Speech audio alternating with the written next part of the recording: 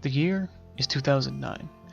The Nintendo Wii has been out for a few years now, and there is a good chance that you are one of the millions of people with a Wii. While you are enjoying all of the Marios and Zeldas, there is one game that has probably flown under your radar in the hundreds of Wii games available to choose from. A game that IGN reviewer Patrick Cohen describes as both a title with a severe attack of the cutes and a game of global conquest, genocide, religion, and urban expansion. This game is Little King Story.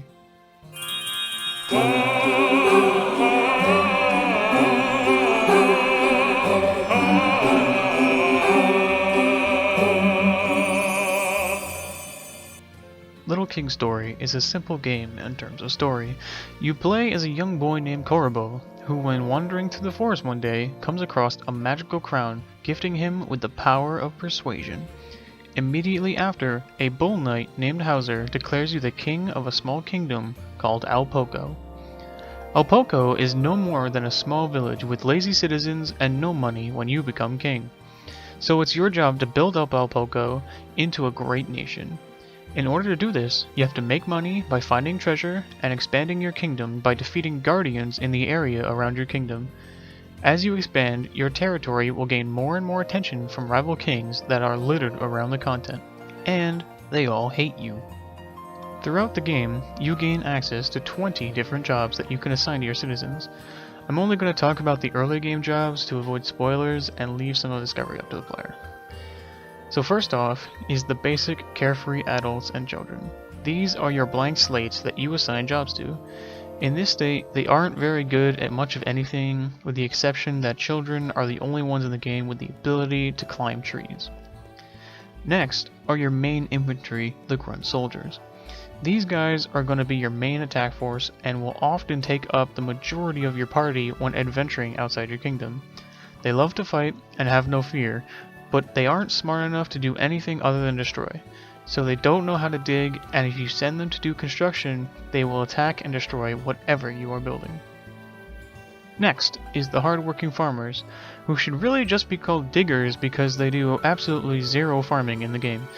These guys are the best at digging up treasure whenever you find digging spots, and are the only ones who can uncover hot springs, which are used to heal your troops when adventuring. Another job found in the early game is the animal hunters. These troops are your archers. They are great at ranged attacks and are the only ones who can hit enemies that are really high up. Unlike the Grunt Soldiers, they are useless for breaking things, but can help out if sent to a construction project. Speaking of construction, your main builders are the carpenters. These guys are required whenever you are building something. They are incredibly useful for when you need to build a bridge across water and stairs up some cliffs, but can leave you frustrated whenever you come across a place where you need a bridge to cross, but don't have any carpenters with you. The last two jobs that I'm going to talk about are very similar, so I thought I should lump them together: the buff lumberjacks and the ripped miners. Both of these jobs are used for the same thing, except that lumberjacks are for use to chop wood, and the miners break rocks. There are times when you will come across a giant log or a huge rock that only these guys can break. Now, it would take me way too long to talk about every single job in this game, so I'll just end it there. But I highly recommend this game to people who have never played it. I'm not going to say that everyone will enjoy it, but despite not selling well, it is a critically acclaimed game, often found on lists of the best Wii games of all time.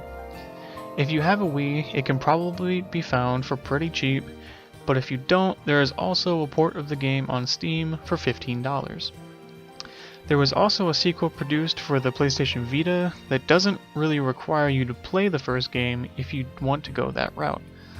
So go out and get this game. I'd honestly rate it a 9 out of 10, but to be fair, I'm looking at this game through nostalgia goggles.